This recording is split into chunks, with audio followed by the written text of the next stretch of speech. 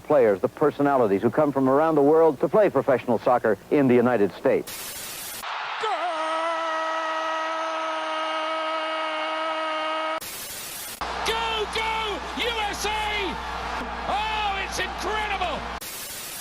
In a world where some call it football, football, or soccer, they dare to call it foosball. One thinks New York is blue, the other thinks New York is red. Soccer in America from a German perspective. Let them put some sauerkraut on your hot dog and join them for the Schnitzel Boys USA Hour. Yeah, we dare to call it foosball. We dare it. Foosball. We The dare it. president thinks it should be called football. I heard. Good for him. Good for him. I love it. He's saying in a unprecedented plot twist, he seems to think we need a new word for American football, for what the NFL is doing. that shows you how much he's just a shoot from the hip type of guy, because his entire constituency was like, "What? What did you just say? What did you just say, Yeah, commie?" He does Commie. not. He just kind of says whatever pops into his head. But I think his constituency really just follows him no matter what. That's like the specialty of his cult of personality. But that's not what this is about. This is about football, although it's involved because he was there. We had a 2-day event at the Kennedy Center in Washington, D.C., and we finally know the groups and the schedules. We don't know all the teams. Yeah. There's still some TBDs.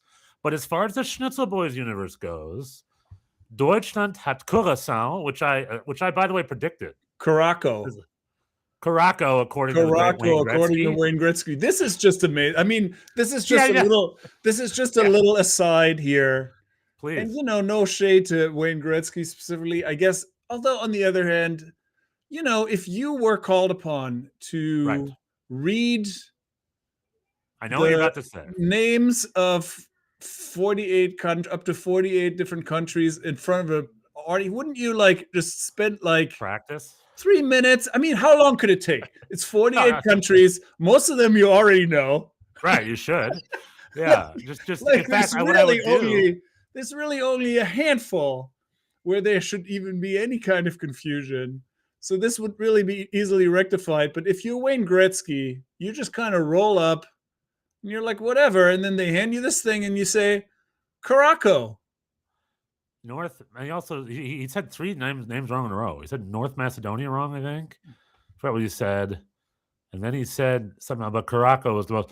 But yeah, so I'm of a different mind of yours. I mean, granted, it should be of Wayne. You have the improviser mindset of Well, I mean, this is more of a theater mindset. This is more of a theater mindset where it's like if you have an event, go do a dress rehearsal. So what you're saying was on Wayne Gretzky's onus to go practice on his own, and you're right, it should be.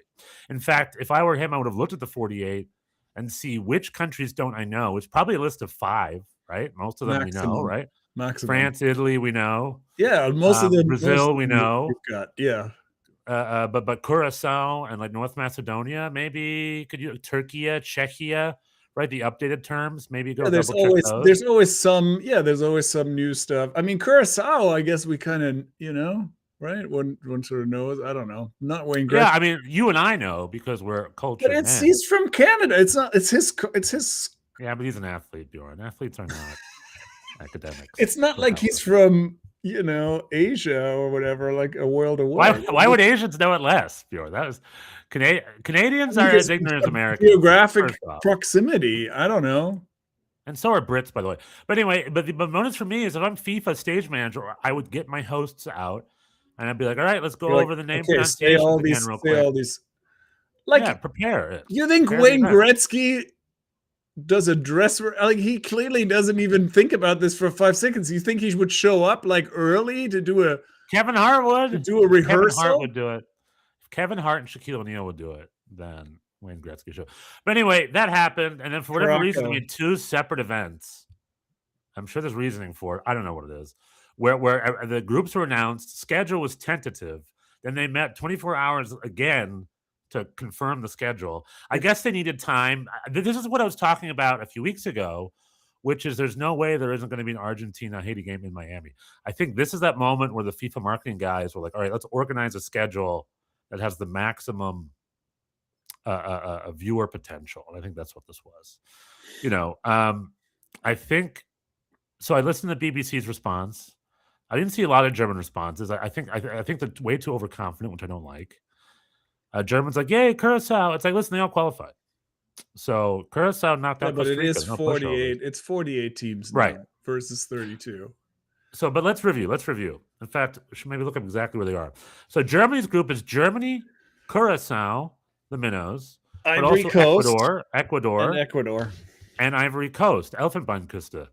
And the Ecuador game, which we were, by the way, Germany was scheduled to play a friendly against them in the next or sometime in March, and that's now they got to find a different opponent now. They don't want to play them again for a friendly if they play them in the group stage. Wait a minute, they don't. That's not a rule, is it? Are they just doing that? It's not a rule. I think this is just what's been decided. I just saw. There's no rules against actually playing that. I think the U.S. has done that a couple times because it's a different squad. It's a friendly. U.S. just played Paraguay, and they're going to see them again. Bingo. And Australia. Don't forget Australia. Oh, that's right. We got matched with Paraguay and Australia, and those were, I think, our last two opponents in the last group that we won both of them. So USA gets Paraguay, Australia, and a TBD team that could be Kosovo. But I believe the favorites of that group is Turkey, right? If I'm not mistaken. Yeah, I would say. Which would be a formidable opponent. But that's not. It's a good group as there's no giants, but it's also a challenging group as they're all like on equal footing. It's a pretty even. Yeah, it's pretty evenly. Right. I would. They're all 50. The games are all 50-50s pretty much, especially if Turkey gets in there. So technically, the U.S. could lose all three. I hope they don't, but that's in the cards. We have the host. We have the host's backing. We have a little advantage with the seed and the host venues. That gives us a little bit of an edge. For Germany, if you were to look at the U.S.'s groups of the last, however, 20 years, you would not trade this one for any of the others. This is no. The one in 20. I'm trying to think. The one in 2010 was probably more challenging than this. 06 is more challenging. 2002 was Portugal, Korea, and Poland. Yeah, I mean, I don't know. 98 was Germany, Yugoslavia, and Iran. 94 was Colombia and Romania. But Romania were good then. Yeah, and so were Colombia. This is George Haji, and then El Pibe is Colombia. And then in 1990 it was Czechoslovakia, Österreich, and Italy. So you're right. This is probably the friendliest group I think they've had. And plus a home court, I mean, you could. I see what you're saying because they are pretty even matchups. But you would look at this, and with the home court, you would say the U.S. are favorites to win this group. Yeah, no, I agree. And this could be a good opportunity for them to win a group, which they've done once before. Bjorn, do you remember when they've won a group before in the World Cup? 1950. No, they were eliminated in 1950. They lost. They beat England that tournament, which was big, but then they lost to Spain and Chile, and then were kicked out.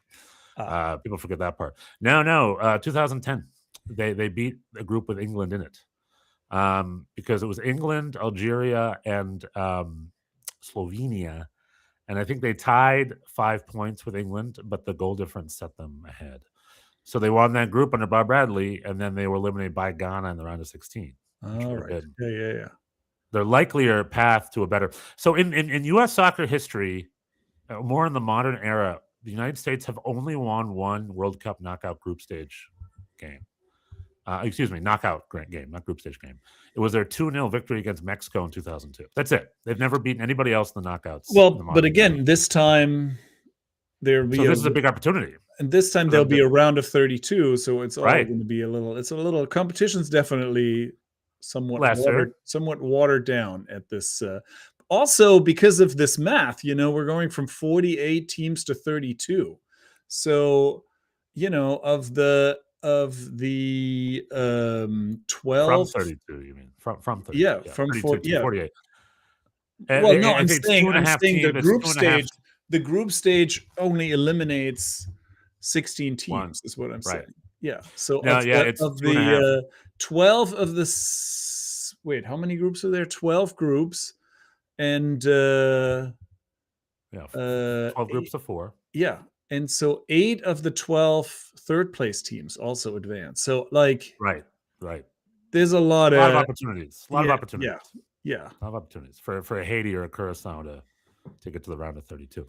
But so yes, that's just the natural evolution of World Cup. It used to be 16, then it was 24, and it was 32. I mean, it just happens. This is not a Now it's natural. 48. There's nothing natural about this. This is I don't think. Well, it's just the evolution. The game gets more popular, more countries are involved, more countries have better programs. In the 1974 This World is Cup, FIFA. West Germany hosted it. FIFA. This is FIFA greed. I mean, I'm not a socialist at all. I like I'm pro free markets and all that, but like, I mean, this is just this whole tournament is I mean, what you were describing, we have a draw, we have a schedule announcement. Today we learned that there's going to be mandatory hydration breaks in 3 every half for 3 minutes.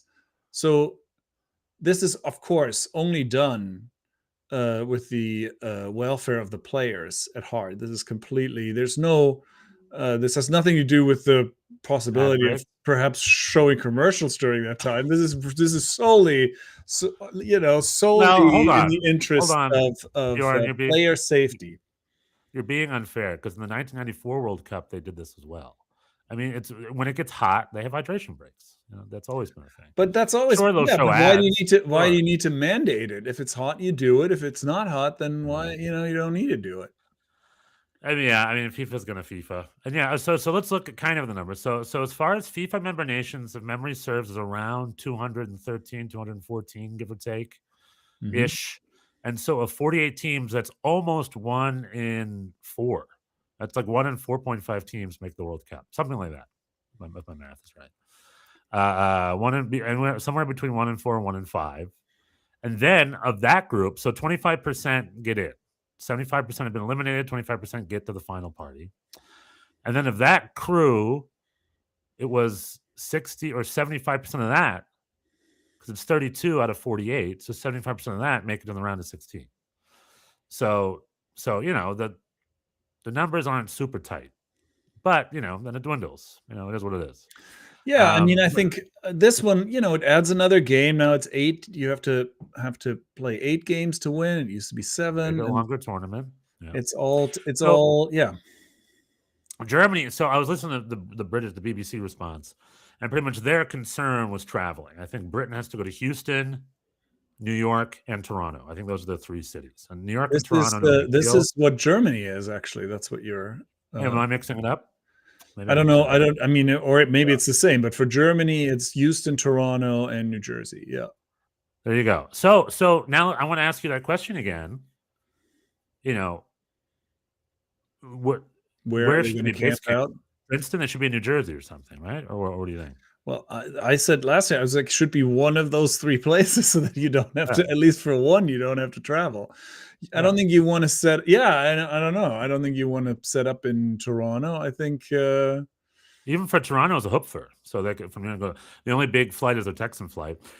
Team USA with USA, Australia, Paraguay, and the team yet to be determined.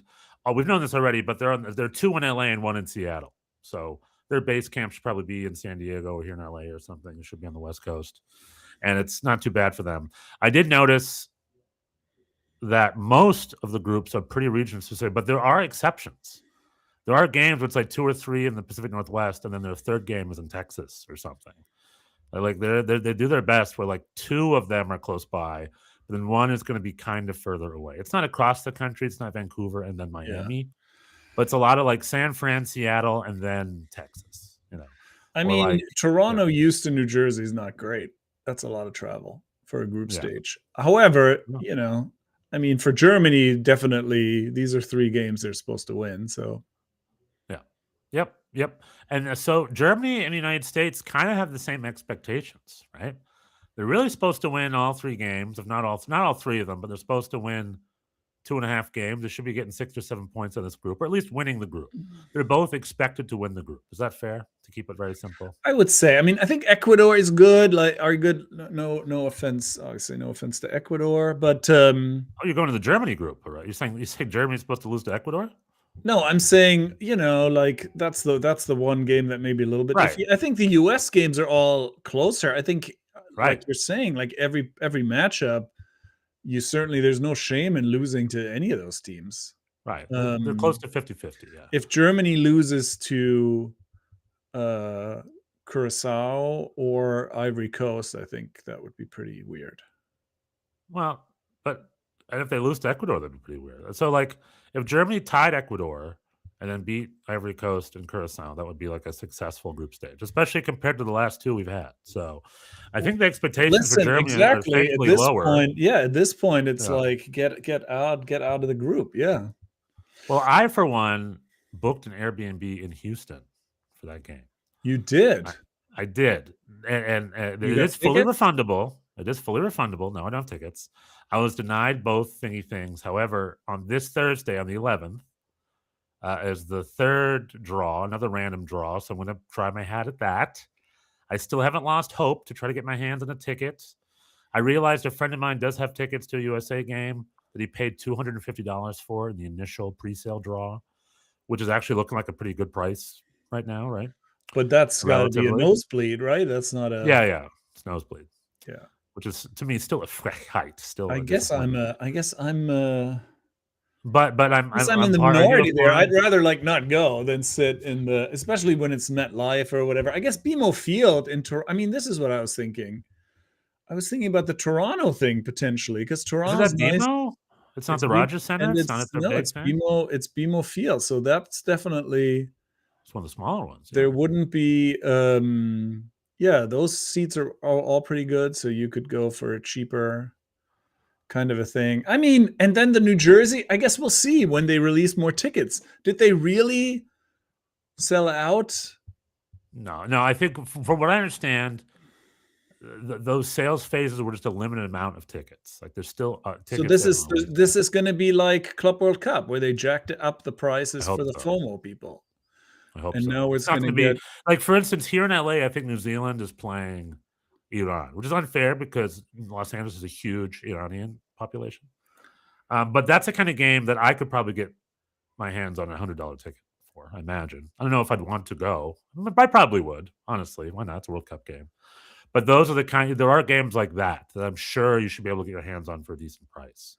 But for the Germanys, like I think now you're allowed to submit for a Germany group package. There's no way that stuff's going to be cheap. So we'll see. So I've got my, but I have penciled in Curacao because A, that's the closest to me. B, that's the most random and fun game to go to. It'd be very, Wait, Curacao is in Houston? Yeah. I thought that was in New Jersey. I thought that was the Jersey game. Vamp. Yeah, I think I'm pretty sure because that's what I was like. How what game am I going to? Do they get? They sold out the first and second tier at $1,000 a pop for Germany versus Curacao on a Thursday at 4. I don't know. We'll see. I guess.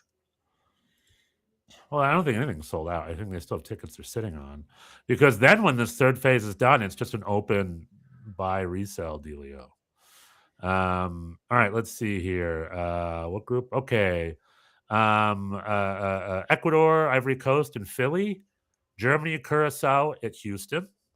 So I was correct. So what's in Jersey? This is weird. This just doesn't by the day. Hold on. Let me look up Germany. Yeah, you have one of the big ones. You probably have the big one. Germany, Curacao is in Houston. I think that's their opener. Germany, Ivory Coast, and Toronto. That's the second game. And then Ecuador versus Germany for the third game in New Jersey. Here's another thing that I think they're borrowing from Copa America. Traditionally, the big teams would play first or second, right? Usually that's the case. However, I'm noticing they're putting all the big matchups third this time around. Oh, but I think that's part of the draw, right?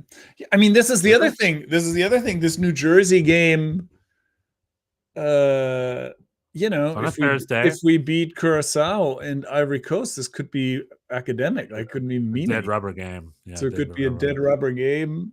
Could be another Seamus Gihon situation where Ecuador and Germany are just like, come on, let's tie. Well, except Ecuador, if they do well, then this would be for the group win. Who knows? We will see.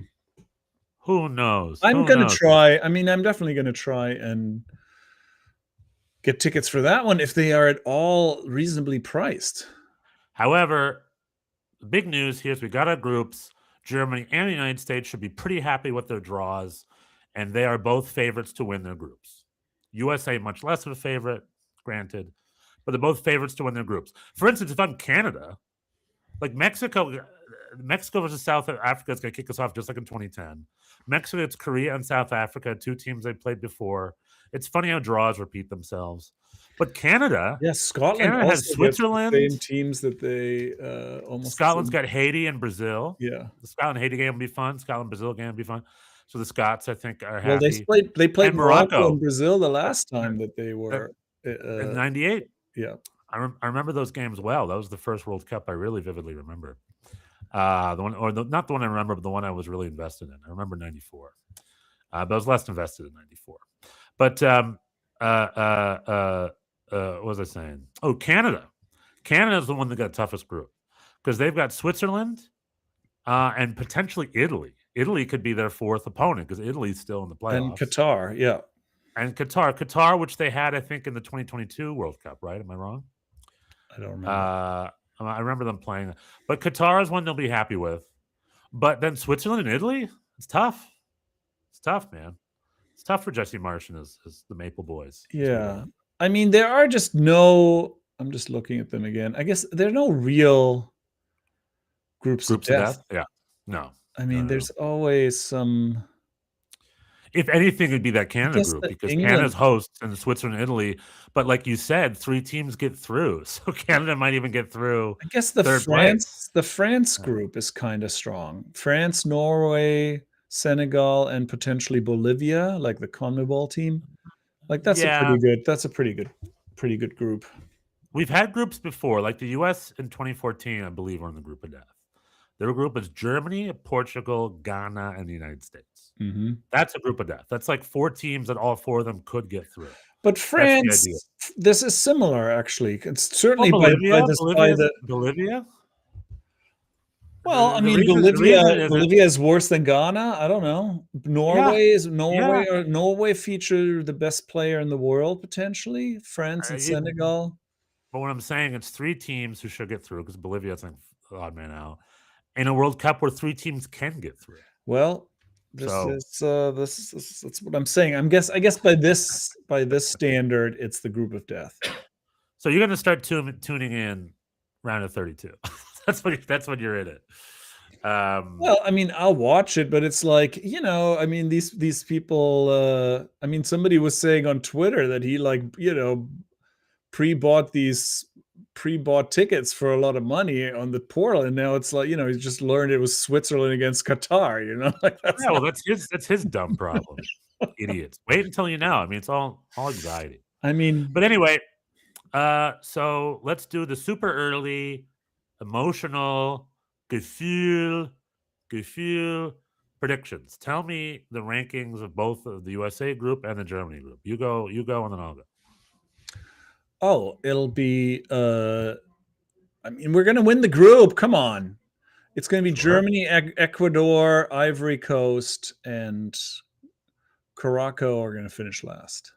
Caracas, the Ecuador's capital city, is playing in addition. I'm gonna have a hard time pronouncing that poor country different than like it's now Curacao to me. Curacao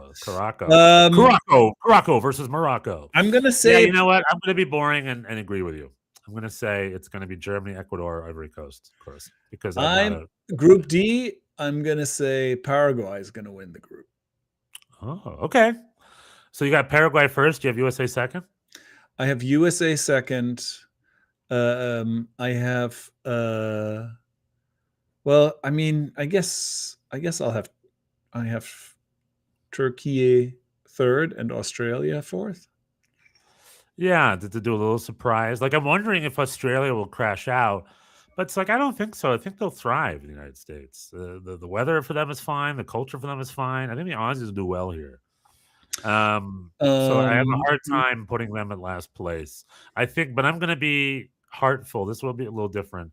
I'm going to have USA winning the group, Paraguay second place, Aussies third, and they'll probably get through. I think it'll on be third, hard to and it'll then be hard to beat whoever it those would teams be, again, even though it was friendlies, but it was recent. It's yeah, like because it's it's a totally different ballgame. In fact, if you lose to them in a friendly, honestly, it's even harder because they're going to come much more prepared to play you than you are prepared to play them. yeah. I mean, I Would you think agree? that's what I'm thinking. I think these are going to be tough games. Yeah. We're going to have Anywho, and we're going to have another clash of all-time NYCFC players number 2 and number 3 who are at a World Cup, active NYCFC players. Who was the first one? Trivia question.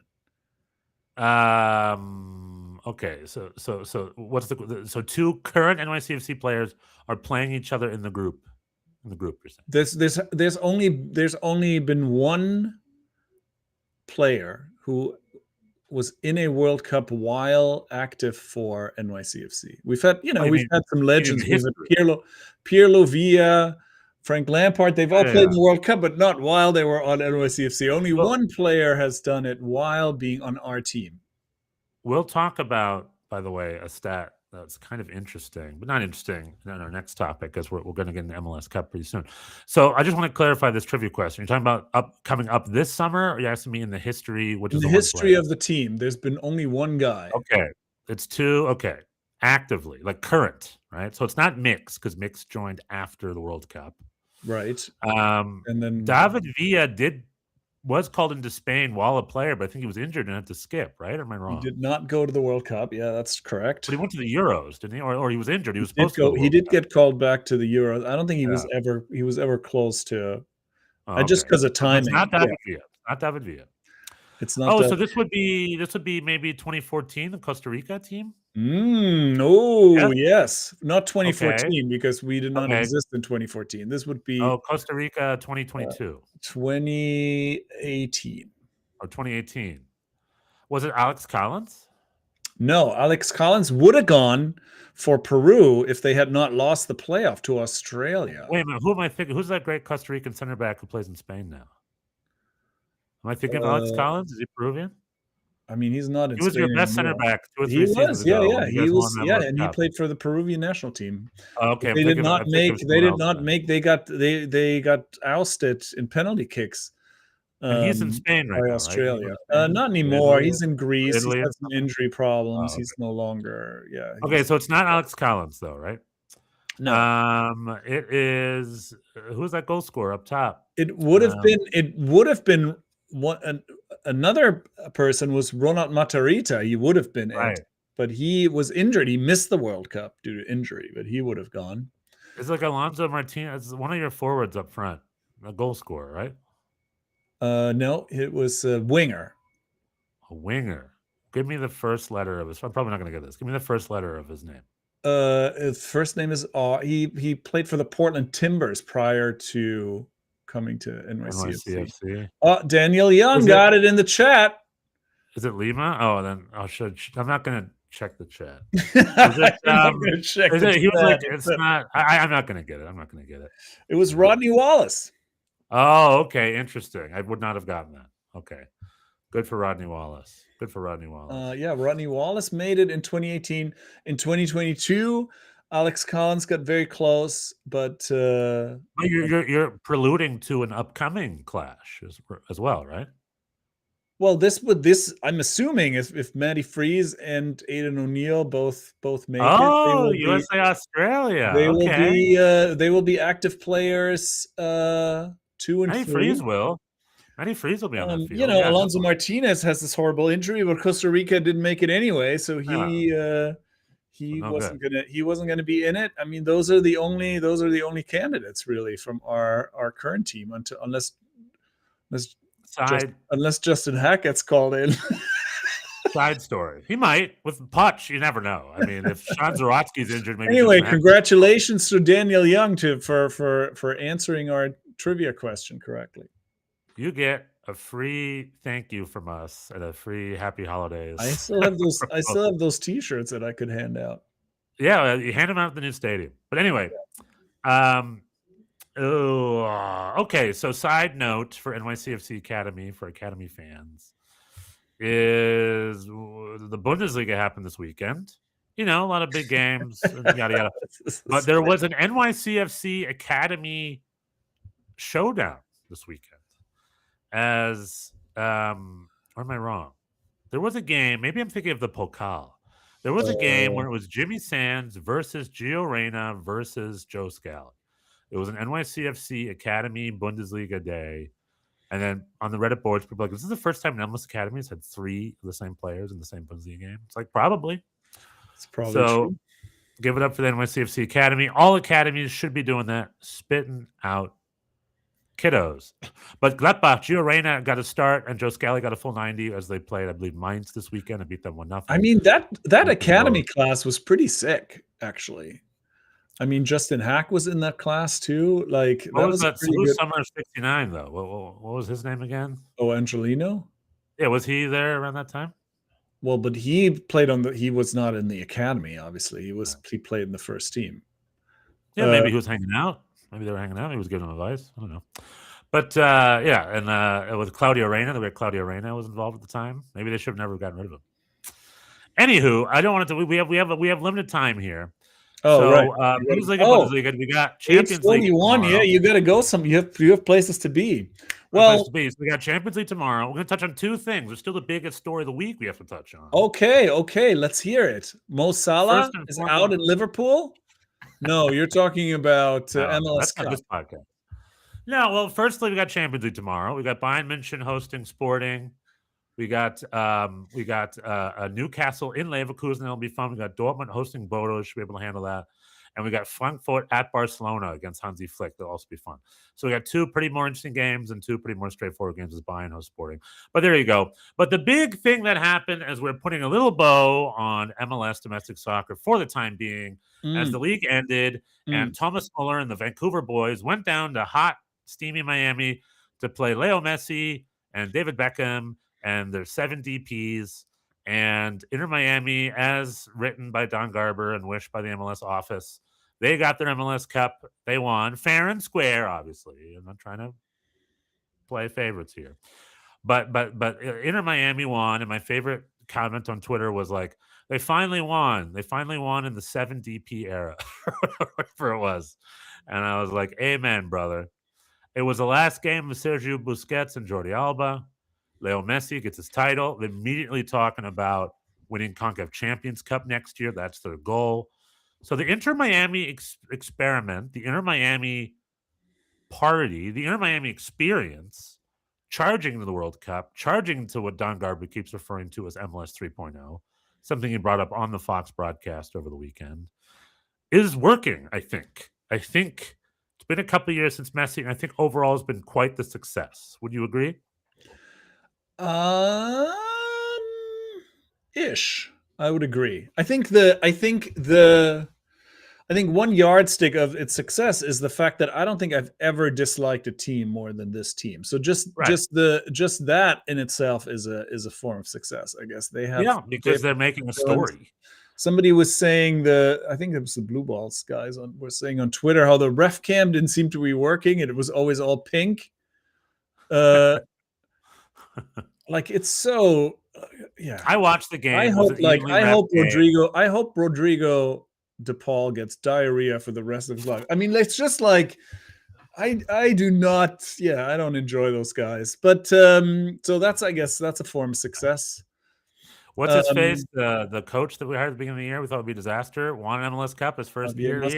Yeah. I think that's true. I did not think that was going to fly, and it did in the end. He made the courageous decision to bench Luis Suarez, and that worked out. I can't wait for Leo Messi to leave. Lionel Messi has had. I mean, if we're gonna, Lionel Messi has had an incredible season in a. And obviously this also then prompts charges of being a farmers league, etc. That he has these numbers. He's just been incredible. I mean, why do they need all these antics? But whatever. That's it's just their way, I guess. So the interesting stat I wanted to bring up, and I guess I never really, I guess I do know this, but they brought up a lot, this is the first time a World Cup winner has won MLS Cup. First time in its 30-year history. Because MLS has had many World Cup winners play in the past. But, as we talk about, those are usually not super successful. They're like there for jersey sales to give a thumbs up. They can be good. Like, But it hasn't been that many. Thierry Henry was there. We want some supporter shields. But I guess I never realized they've never won an MLS Cup actively, like after the fact. You know what I mean? So this would have been the first. It would have been either Thomas Muller with Vancouver Whitecaps. But how many and Alba. But how many World Cup winners really have we had, like, in the league? I can list them. There's plenty. 10, 15, 20, something like that. 10, 15, 20? I mean, the New York Red Bulls had World Cup winners in the 96 team. Robert Donadoni, and then Yuri Djorkaeff. Where Yuri Djorkaeff won a World Cup. Lothar Matthäus won a World Cup. He was there in 99. And David Villa, Bastian Schweinsteiger, those are people that Thierry Henry is a World Cup winner. We've had World Cup winners. 20? All right, I'm going to Olivier Giroud was here. He didn't win anything with LAFC. And that French, like, we've had World Cup winners here. I'm going to look this up. Keep talking. Jan Nielsen, the 2002 World Cup winner, used to play for FC Dallas 1 year after he won the World Cup. He didn't win anything there. So there have been World Cup winners in this league, plenty. Plenty of, but none of them have won an MLS Cup. There might be an exception of, I think it's Thiago Almeida. I think he won an MLS Cup before he won a World Cup. I don't think so. He did not win an MLS Cup with Atlanta. No. Oh, am I wrong? He was not part of the Tata Martino. I guess that would have been before his time. Yeah. Well, anywho, there you go. So Leo Messi, Jordi Alba, and Sergio. It took 3 of them to win an MLS Cup, and they were cheering and excited, and it puts a nice end to a long MLS season, a good season. I was happy to see Vancouver make their run. New York Red Bulls obviously disappointing. Update, by the way, Michael Bradley. It's only rumored. He was never announced as head coach. They're still technically talking about finding a head coach. So Michael Bradley is only rumored to be head coach. He's not out. Even though I would be more than happy with that appointment. But MLS ends, and now moving forward. Okay, so you are correct. Sorry, you are correct. Yeah. 19. It's 19 players. Now, quiz me. Who's the most obscure you think I won't get? The first one alphabetically. Alphabetically, the first one? Yeah. Played for Brazil in the 1994 World Cup. I've never even heard of this man. Oh, yeah. Is it is he like a right winger? He's like a right defender. Bald. He was known for his tackling and his deadly free kicks. He played for tell me the team. He played for the Metro Stars. Yeah, what's his name? I don't know. Branco. Oh, I was going to say Rafael Branco or Rodolfo Branco, whatever his name is. But he was who I was saying. He's like a hard man. Yeah, there you go. We have Danielson.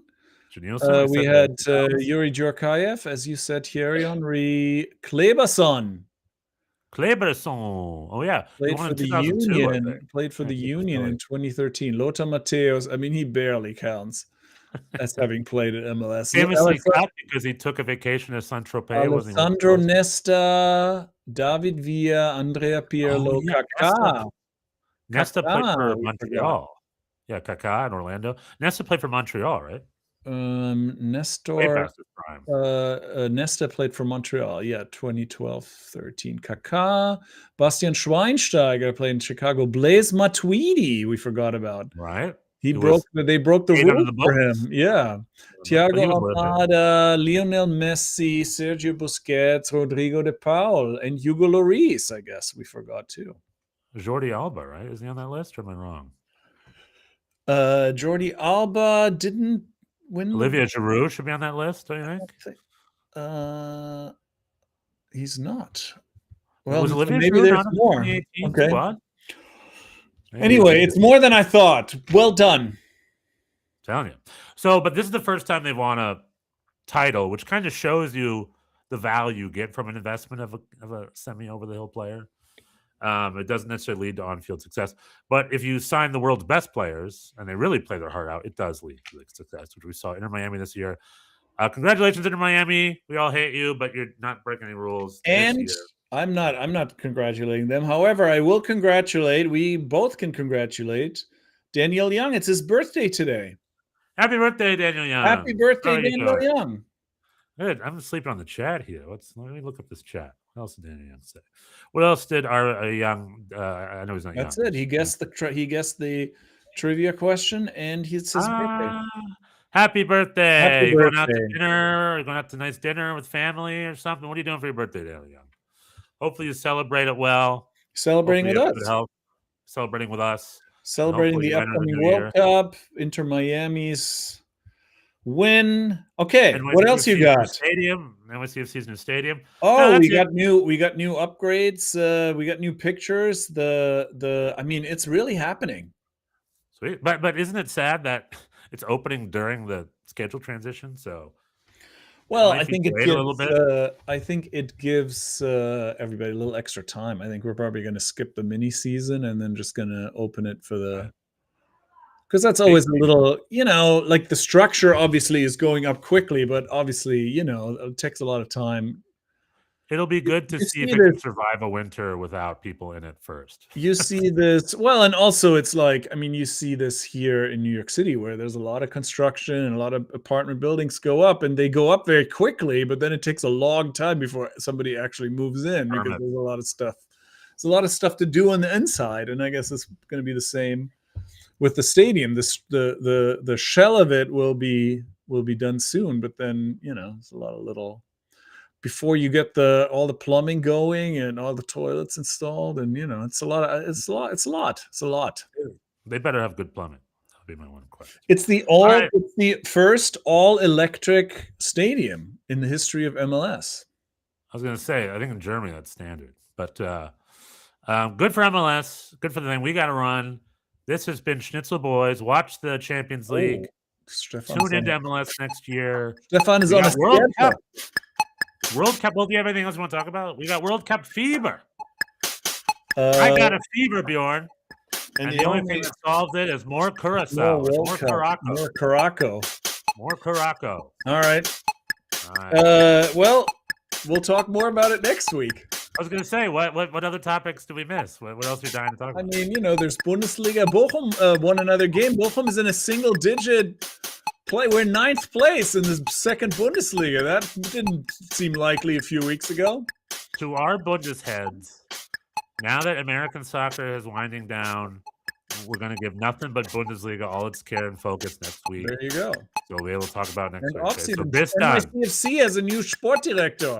No, we're not talking about that until April or whatever. So what are you talking about? All right, done with. Goodbye. Is he German, the sport director? No, he's American. Well, that's already a failure. All right, just